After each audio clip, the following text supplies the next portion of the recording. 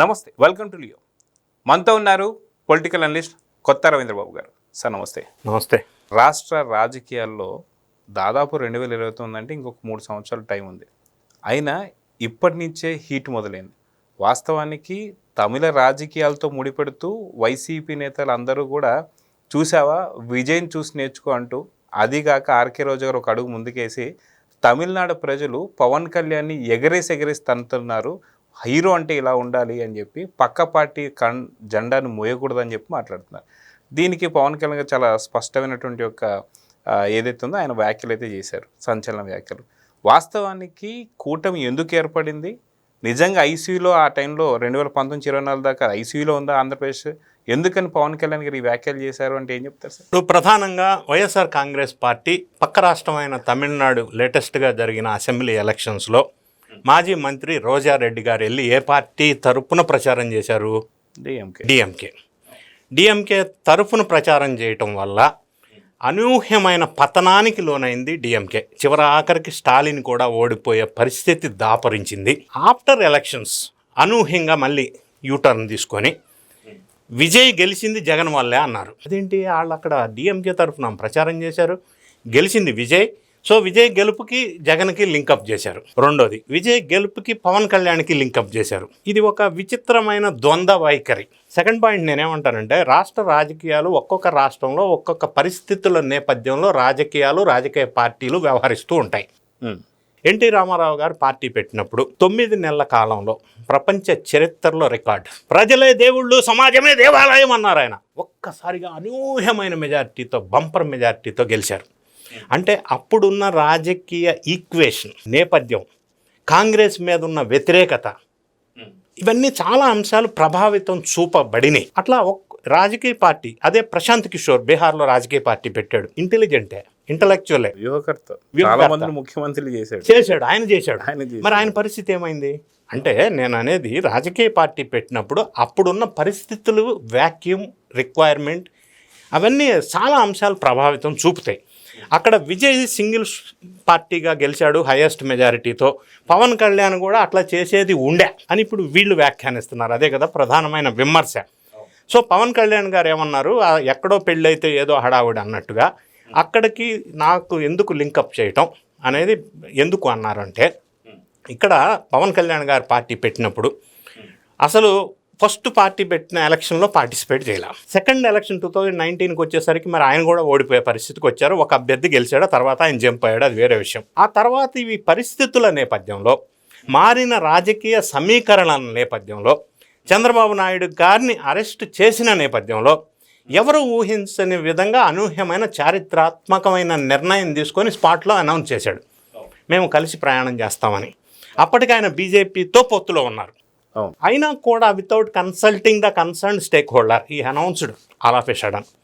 ఇది ఒక చారిత్రాత్మకమైన సంఘటన, ఇది ఒక వ్యూహాత్మకమైన నిర్ణయం. ఎందుకు అని అడిగితే ఒకటే చెప్తా, పవన్ కళ్యాణ్ గారు లక్ష్యం, యాస, ధ్వాస, శాస, ప్రాస ఏంటంటే పదవి కాదు. జగన్ రెడ్డి గారి లాంటి అరాచక శక్తి రాష్ట్రంలో ఉండకూడదు అంటే తెలుగుదేశం ప్రభుత్వంతో బీజేపీతో కలిసి కూటమి ఏర్పాటు చేయవలసిందే అనేది ఆయన లక్ష్యం.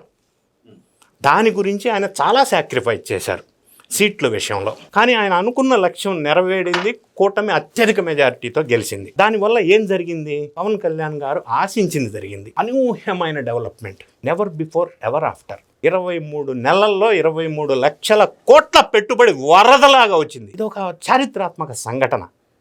అదే అందులో కూడా గూగుల్ కానీ, మిట్టల్ కానీ, డ్రోన్ సిటీ కానీ, డిఆర్డిఓ వాళ్ళ స్పేస్ ప్రాజెక్ట్ కానీ, అసలు ఇవన్నీ అనూహ్యమైన మార్పులు. సో ఇంత మార్పులకు కారణం, ఇంత డెవలప్మెంట్కి కారణం ఆ రోజు పవన్ కళ్యాణ్ గారి నిర్ణయం అనేది నేపథ్యం.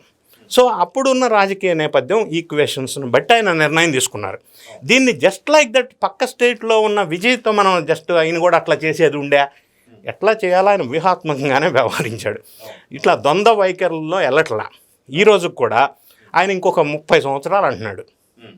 ప్రధానంగా ఈ మధ్యకాలంలో లేటెస్ట్గా వేరే స్టేట్లో నారా లోకేష్ గారు సిఐఐ సమ్మిట్ మీటింగ్లో ఒక ఇంటర్వ్యూ ఇస్తూ ఇంకొక 5 సంవత్సరాలు మేము ఉంటామని అన్నారు. దానికి పవన్ కళ్యాణ్ గారు లోకేష్ గారికి ఫోన్ చేసి, నువ్వు అట్లా ఎందుకు చెప్పావు, 30 సంవత్సరాలు మనమే ఉంటామని చెప్పాలిగా అన్నాడు. అంటే హౌ పర్టికులర్ హీఈస్. ఎంత పర్టికులర్గా ఉన్నారు ఆయన. ఈ నేపథ్యంలో విజయసాయి రెడ్డి గారు ఒక ఫార్ములా సూచించారు జగన్ గారికి గతంలో.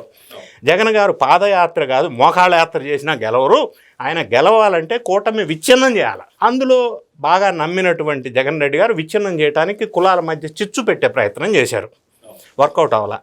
ఇప్పుడు పెడుతూనే ఉన్నారు చిచ్చులు, కానీ అది కూడా వర్కౌట్ కాదు అని పవన్ కళ్యాణ్ క్లియర్గా సందేశం ఇస్తూనే ఉన్నారు.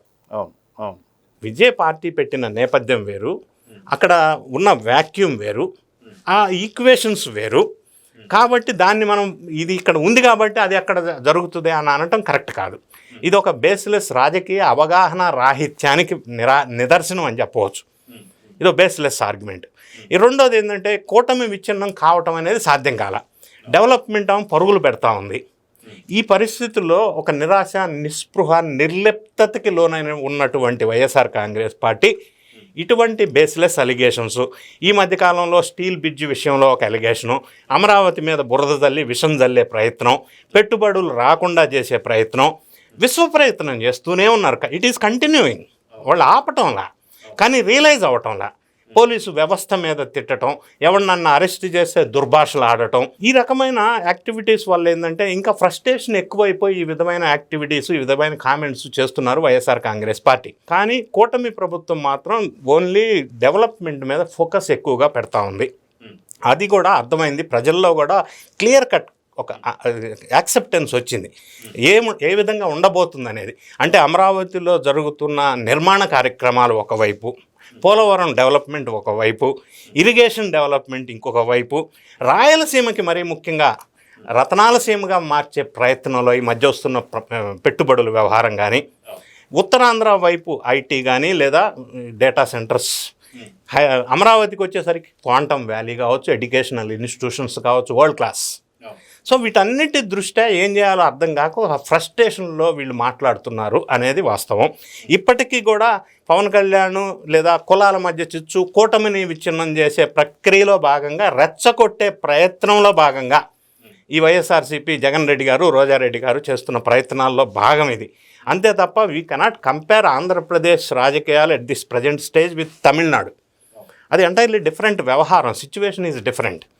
ఇది ఒక బేస్లెస్ కామెంట్ కింద మనం చెప్పవచ్చు. సో అది కాక మనం చూసుకుంటే సార్, పవన్ కళ్యాణ్ గారు ఇంకా 30 ఏళ్ల పాటు ఉంటున్నారంటే వాస్తవానికి ఆయన వేసిన ప్రణాళిక ఏదైతే ఉందో, ఎప్పుడైతే 2019-24 దాకా ఆయన వేసిన స్ట్రాటజీ కంప్లీట్గా వర్కౌట్ అయిందని చెప్పొచ్చు.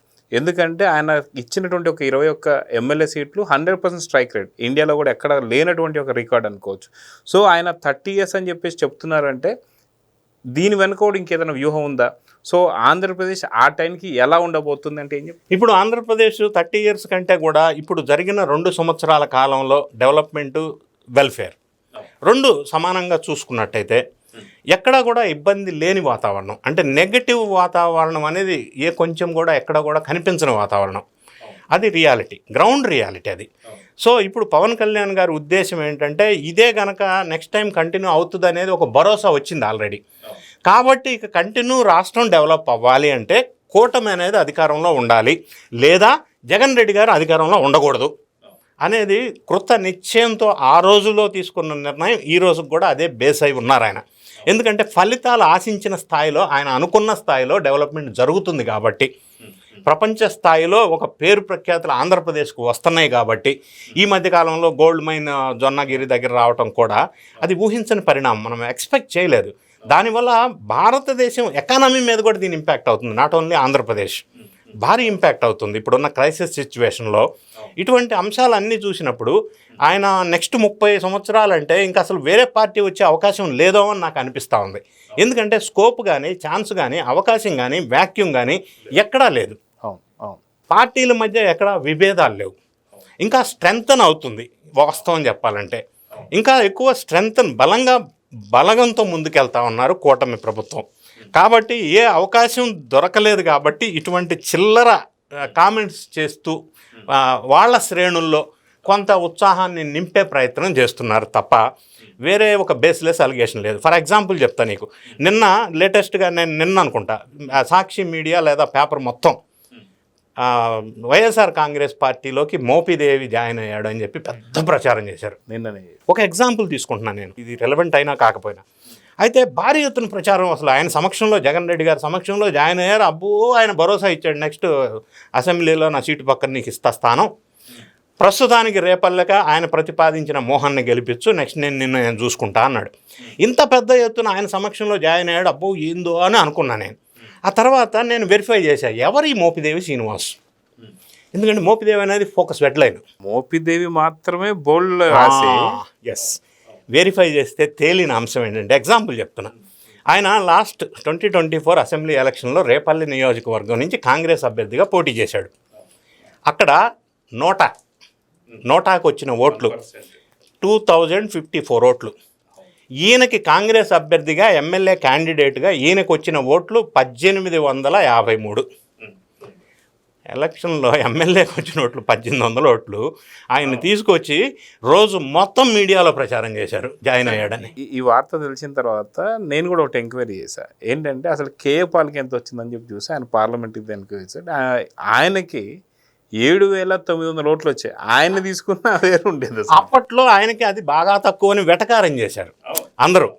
మరి ఈయనకి 1800 ఓట్లు వచ్చి ఎమ్మెల్యే క్యాండిడేట్ ఈయన జాయిన్ అయితే పెద్ద ప్రచారం. ఎందుకు అంటే అందులో వ్యూహం ఏంటంటే సైకలాజికల్ మెసేజ్ ఏమి ఇవ్వదలుచుకున్నారంటే, మా పార్టీలోకి ఒకటి జాయిన్ అయ్యాడు, ఒక పేరున్న వ్యక్తి, పేరంటే ఏదో పేరు ఉంది కదా, ఇంటి పేరు అంటే ఇవన్నీ చీప్ టెక్నిక్స్, అంటే చిల్లర రాజకీయ వేషాలు.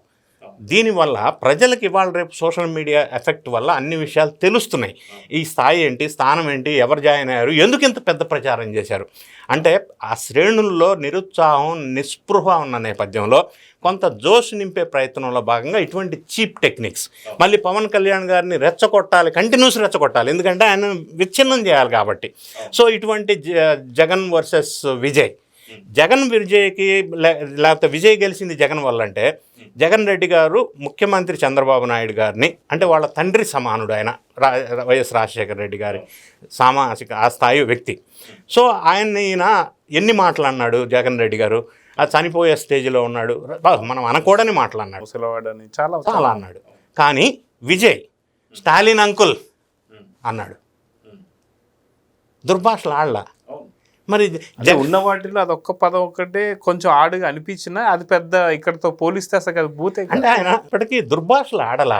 విజయ్ జగన్ వల్ల గెలిచాడంటే ఆయన క్వాలిటీ ఎక్కడ, ఈయన క్వాలిటీ ఎక్కడ, ప్లస్ ఆయన గెలిచాడు కాబట్టి పవన్ కళ్యాణ్ కూడా ఒక సింగిల్గా రావాలి, ఈయనకి ఎందుకు సింగిల్గా రావాలో జోడీగా రావాలో ఆయన డిసైడ్ చేసుకుంటాడు.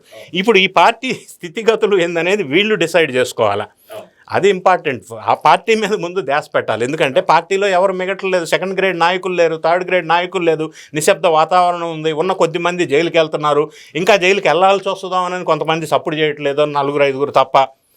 ఇటువంటి భయంకరమైన సిచ్యువేషన్ పార్టీలో నిశ్శబ్దత ఉంది కాబట్టి ఇటువంటి చీప్ టెక్నిక్స్, చీప్ రాజకీయ విమర్శలకి పరిమితం అవుతున్నారు వాళ్ళు అనేది నాకున్న అనిపిస్తున్నటువంటి అవగాహన ఇటువంటి వేషాల వల్ల. సో చూద్దాం సార్, ఖచ్చితంగా వైసీపీ చిల్లర రాజకీయాలు మానుకోవాలని అయితే కోరుకుందాం. నమస్తే, థ్యాంక్ యూ.